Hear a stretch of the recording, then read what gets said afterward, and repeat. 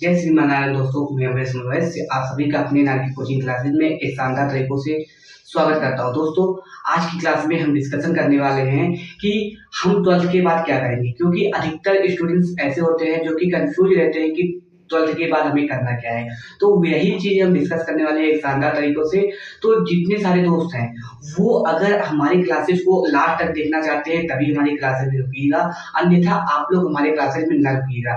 क्योंकि अगर आप लोग हमारे क्लासेस को बीच में से ही छोड़ के चले जाते हैं तो आप लोगों के पास कंफ्यूजन के अलावा कुछ नहीं रह जाएगा। इसलिए मैं पहले से ही अनुग्रह करता हूँ कि आप लोग अगर हमारी पूरी क्लास को, पूरी वीडियो को देखना चाहते हैं तभी रुकिए, नहीं तो पहले ही चले जाइए बिना कहे हुए, ठीक है। क्योंकि जब कंफ्यूजन रहेगा तो आप लोग हमें गाली देंगे, क्योंकि कहेंगे कि सर हम तो अमृत सर के द्वारा ही गाइड हुए थे और उनके द्वारा ही निर्णय लिए। तो अधिकतर स्टूडेंट ऐसे ही गलत फैसले ले लेते हैं, दूसरे के कहनावे में आ जाते हैं। जैसे कि अगर आप 12th के एग्जाम को देते हैं, उसके बाद एग्जाम को देने के बाद हम लोग क्या हो जाते हैं, कंफ्यूज हो जाते हैं। कंफ्यूज क्या जाते हैं कि हमें 12th तो हमने कर लिया, अब 12th के बाद करना क्या है। सिंपल फंडा में कुछ स्टूडेंट सोचते हैं, मतलब कुछ क्या 90% स्टूडेंट्स ऐसे होते हैं जो सोचते हैं कि 12th के बाद हमें सरकारी नौकरी चाहिए, और 10% स्टूडेंट ऐसे होते हैं जो चाहते हैं कि हमें प्राइवेट जॉब चाहिए। तो अब इसमें से देखते हैं कैसा हम प्राइवेट जॉब एंड कैसे हम सरकारी जॉब, गवर्नमेंट जॉब को पा सकते हैं। जैसे कि पहले हम सरकारी जॉब की बात करते हैं, गवर्नमेंट जॉब की बात करते हैं। अब गवर्नमेंट जॉब की ही बात पहले हम क्यों कर रहे हैं, क्योंकि देखिए 90% से ज्यादा लोग, मेजोरिटी यही रहती है कि 90% से ज्यादा लोग गवर्नमेंट जॉब को ही पसंद करते हैं। इसीलिए पहले हम गवर्नमेंट जॉब की बात करेंगे, उसके बाद प्राइवेट जॉब की बात करेंगे जो 10% लोग चाहते हैं। अब क्या बेस्ट होता है, अब गवर्नमेंट जॉब पे अगर आप जाना चाहते हैं 12th के बाद, तो मेरा कहना ये है कि आप लोग 12th के बाद गवर्नमेंट जॉब में जब जाते हैं तो क्या करते हैं, तैयारी करने के लिए क्या करते हैं, डायरेक्ट आप लोग तैयारी शुरू कर देते हैं, जो कि बहुत ही अच्छी बात है। तैयारी शुरू करते हैं, कंटिन्यू तैयारी करते हैं, 3 से 4 साल बाद 10% लोग सक्सेस होते हैं, अर्थात गवर्नमेंट जॉब को पाते हैं, एंड 80% लोग गवर्नमेंट जॉब को नहीं पाते हैं। अब आप लोग कहेंगे सर ये क्या कह रहे हो, 10% ही पाएंगे, हम क्यों नहीं पाएंगे। हम कह रहे हैं 10% लोग कुछ अलग टेक्निक अपनाते हैं और 80% लोग कुछ अलग टेक्निक अपनाते हैं। जो कि 80% लोग जो टेक्निक अपनाए वो दूसरों के कहनावों पे अपनाए। जैसे कि आप लोगों को गवर्नमेंट जॉब करना है तो आप क्या करते हैं, 12 पास हुए तो डायरेक्ट ड्यूटी, छोटे मोटी तैयारी करना शुरू कर देते हैं। तो ये गलत बात है। हम क्या करेंगे, हम बड़ी तैयारी को गेन करने का प्रयास करेंगे, बड़ी चीज को अच्छे तरीके से गेन करेंगे। मतलब हम जैसे छोटे लेवल की तैयारी ना करके बड़े लेवल की तैयारी शुरू करेंगे। अब बड़े लेवल की तैयारी शुरू करने का मतलब, बड़े लेवल का जब तैयारी आप करेंगे तो उसमें छोटी लेवल की तैयारी अपने आप आ जाएगी। पहले ये पॉइंट नोट कर लीजिए, जब बड़े लेवल की तैयारी करेंगे छोटे वाले तो अपने आप ही कवर हो जाएंगे। और दूसरी मेजर हमारा क्या काम होना चाहिए, दूसरा काम ये हमारा होना चाहिए कि हमें 12th के बाद एक ग्रेजुएशन में एडमिशन ले लेना चाहिए। क्योंकि जब आप बड़े लेवल की एग्जाम फॉर्म डालेंगे तो आपके पास एक ग्रेजुएशन होना चाहिए। जैसे आप एसएससी सीएचएसएल करना चाहते हैं तो आपके पास अगर ग्रेजुएशन नहीं है, ग्रेजुएशन सर्टिफिकेट नहीं है, तो आप वो ये सरकारी नौकरी, मतलब एसएससी सीएचएसएल एंड इसके बाद जीडी, ये सब ऐसे कुछ फॉर्म्स होते हैं उनको फिलअप नहीं कर पाएंगे। छोटे ही फॉर्म फिलअप कर पाएंगे, जैसे ग्रुप डी एंड उसके बाद आप एमटीएस, ये सब फॉर्म फिल कर सकते हैं, लेकिन आप बड़े जॉब वाले तो नहीं कर सकते। तो मतलब उसमें से आप लोगों का स्कोप हट जाएगा। इसीलिए मेरा ये कहना हुआ है कि अगर आप 12th के बाद सरकारी नौकरी करना चाहते हैं तो आप लोगों का मेन डिसीजन ये रहना चाहिए कि हाँ, मुझे क्या करना है, अपना ये गोल पूरा करना है, अपने सरकारी नौकरी को पाना है, एंड उसके बाद एक साथ में ग्रेजुएशन कर लेना है। छोटे से उसको एग्जाम देते रहिए एंड उसके बाद लिख के आएंगे, थोड़ा सा पढ़ के जाएंगे और लिख के चले आएंगे, आप पास हो जाएंगे, कोई भी दिक्कत नहीं होती, जैसा कि आप लोग जानते हैं, ठीक है। फिर दूसरी बात आ गई प्राइवेट जॉब की। अब प्राइवेट जॉब में क्या होती है, प्राइवेट जॉब जैसे यहाँ प्राइवेट जॉब है तो 10% लोग, मैंने बताया था कि प्राइवेट जॉब करते हैं। अभी सरकारी जॉब पे फिर बात करेंगे, लेकिन पहले प्राइवेट जॉब को देखते हैं। अब 10% लोग प्राइवेट जॉब करना चाहते हैं। अब प्राइवेट जॉब करना चाहते हैं तो हमें क्या करते हैं कि हमें प्राइवेट जॉब करने के लिए पहले तो एक सिंपल फॉर्मेट होता है कि एक आप लोगों के पास ग्रेजुएशन होना चाहिए। अब वो ग्रेजुएशन किस लेवल को होना चाहिए, जैसे प्राइवेट जॉब में आप क्या कर सकते हैं, प्राइवेट जॉब में जैसा कि आप किसी मेडिकल पे काम कर सकते हैं, छोटा मोटा मेडिकल काम हो, अस्पताल हो, उसमें कुछ छोटा मोटा काम कर सकते हैं। एंड उसके बाद प्राइवेट जॉब में ये होता है कि सिंपल फॉर्म में आप टीचिंग कर सकते हैं, कहीं पे जाके प्राइवेटली टीचिंग कर सकते हैं।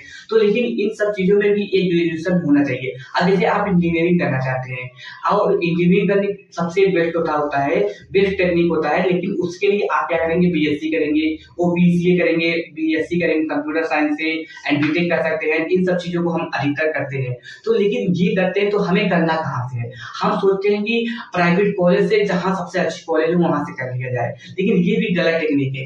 आप लोगों को सबसे पहले सीयूटी की फॉर्म भरना चाहिए। सीयूटी की फॉर्म आप लोग को जैसा पता होगा कि क्लास 12 के बाद सीयूटी का पेपर होता है, तो सीयूटी की फॉर्म भरे और हमारा मेजर सबसे परफॉर्मेंस ये रहनी चाहिए कि हम कॉलेज को ढूंढें। मतलब सीयूटी की फॉर्म भरे और उसके बाद अच्छी तरीकों से पढ़े और सबसे अच्छे कॉलेज को पाने का प्रयास करें।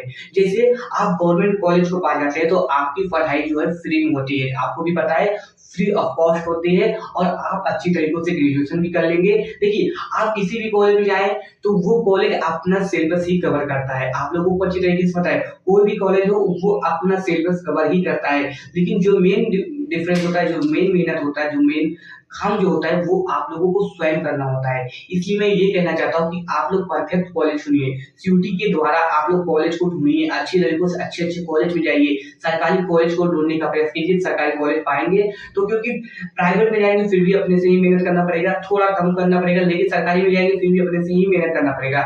और ये नहीं होता है कि सरकारी कॉलेज जो है वेस्ट नहीं होते, बहुत ही वेस्ट होते हैं। सरकारी कॉलेज में जब नाम ही काफी होता है, जैसे कि इलाहाबाद यूनिवर्सिटी आप लोग सुना होगा।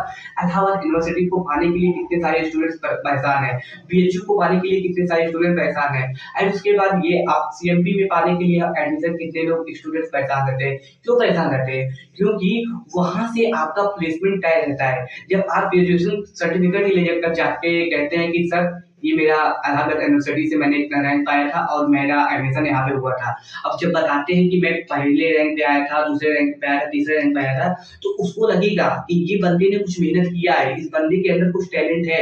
तो क्या है कि जब वो टैलेंट आप लोगों को देखेगा, कि वो एग्जामिनर, वो प्लेसमेंट जो देता है आप लोगों को, वो आपके टैलेंट को पहले पहचानेगा, कि उसको लगेगा हाँ इस बंदे ने मेहनत किया तभी इलाहाबाद यूनिवर्सिटी पाया, अर्थात ये बंदा मेहनत कर सकता है, तो वो तुरंत आप लोगों को क्या कर देगा, प्लेसमेंट दे देगा।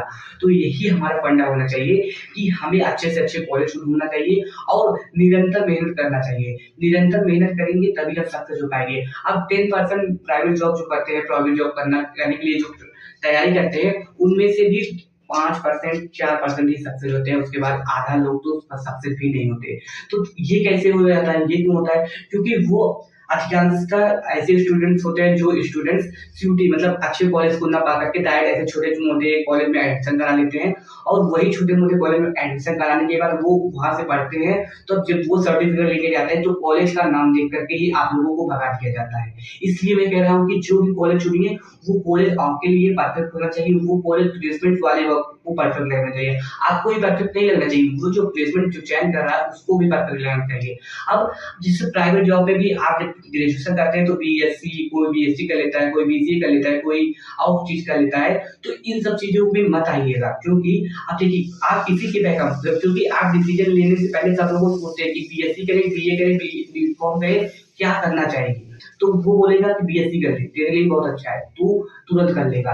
तो आप फंस जाओगे। कब फंसोगे? जब बीच मोड़ में जाओगे, जब सेकंड सेमेस्टर या सेकंड ईयर में जाते हैं हम लोग, तो हम लोगों को बहुत परेशानी होती है। तो हम लोगों को रियलाइज होता है कि मैंने गलत फैसला ले लिया, मैं अगर अपने से ये तैयारी किया होता तो मैं सक्सेस हो जाता।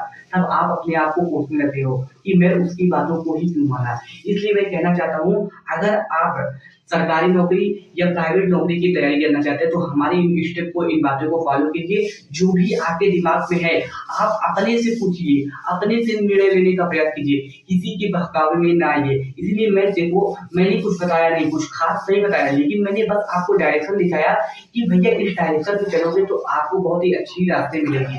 क्योंकि भैया हमें 12 तक हम स्वयं डिफरेंस ले सकते हैं, स्वयं क्या डिसीजन ले सकते हैं। देखिए, पुरुष के लिए सब, मतलब जो हम लोग पुरुष होते हैं उनके लिए सबसे मेन डिफरेंस ये है कि क्लास 10th में उनके लिए मैथ तो कंपलसरी होता है, यूपी बोर्ड वाले बच्चों के लिए, लेकिन 12th में वो क्या है, मैथ भी ले सकते हैं, बायोलॉजी भी ले सकते हैं। तो वहां से भी आप क्या हो जाते हैं, कंफ्यूज हो जाते हैं। क्योंकि कुछ स्टूडेंट, अधिकतर 90% स्टूडेंट जो होते हैं वो क्या लेते हैं, बायोलॉजी ही लेते हैं। तो बायोलॉजी लेते हैं वो भी बाद में पछताने लगते हैं, क्योंकि उनको लगता है कि हमें इंजीनियरिंग करना चाहिए था। तो बायोलॉजी लेने के बाद वो क्या कर लेते हैं, बीसीए कर लेते हैं। देखिए बायोलॉजी वाले स्टूडेंट भी बीसीए कर सकते हैं, इंजीनियरिंग कर सकते हैं, आपको पता होगा। अगर नहीं पता होगा तो आज पता चल गया है। तो जो बायोलॉजी के स्टूडेंट हैं वो भी इंजीनियरिंग कर सकते हैं, लेकिन उनको अच्छे फॉर्म में चीजें मिलेगी नहीं। तो जैसे अगर आप बायोलॉजी लीजिए तो आपका मेजोरिटी यही होना चाहिए कि बायोलॉजी लेकर के हम बायोलॉजी के ही फॉर्म में जाए, क्योंकि जब आप इंजीनियरिंग करने लगेंगे तो वहाँ पे बायोलॉजी की सब्जेक्ट आपको बिल्कुल भी देखने के लिए नहीं मिलेगा। वहाँ पे मैथ की यूजेस होगा, क्योंकि जब आप कोडिंग करेंगे कोई भी प्रोग्राम करेंगे तो उसके लिए आपको मैथ की आवश्यकता होगी, ना कि आपको बायोलॉजी की आवश्यकता होगी। तो क्या है कि आप किसी के बैकग्राउंड कोई बोल दिया कि भैया तुम बीसीए से इंजीनियरिंग कर सकते हो बायोलॉजी के बाद भी, तो क्या करोगे, तुम झट से चले जाओगे उस लाइन में। तो ये नहीं करना है, आपको स्वयं डिफरेंस लेना होगा। आपको स्वयं डिफरेंस क्या बोल रहा हूँ, आपको स्वयं डिसीजन लेना होगा, निर्णय स्वयं लेना होगा कि हमें करना क्या है। क्योंकि अगर दूसरों के बहकाव में आप अगर आते हैं तो आप अपने पैर पे ही कुल्हाड़ी मार रहे हैं, और हम नहीं चाहते कि आप अपने पैरों पे कुल्हाड़ी मारिए। और आप लोग, मैं चाहता हूँ कि लाइफ में सबसे जो जो परेशानी से मैं जूझ रहा हूँ वो परेशानी से आप लोग ना जूझिए। मैं इसीलिए आप लोगों के लिए अच्छा से अच्छा क्लास बना के लाता हूँ और चीजें प्रोवाइड करता हूँ। अगर आप लोगों को मेरी सजेशन जो है अच्छी लगी हो तो मेरे क्लास को लाइक सब्सक्राइब एंड एक छोटा सा प्यारा सा कमेंट लिख दीजिएगा, या हाय हेलो भी लिख दीजिएगा, फिर भी मैं पढ़ लूंगा, मुझे बहुत ही संतुष्टि मिलेगा।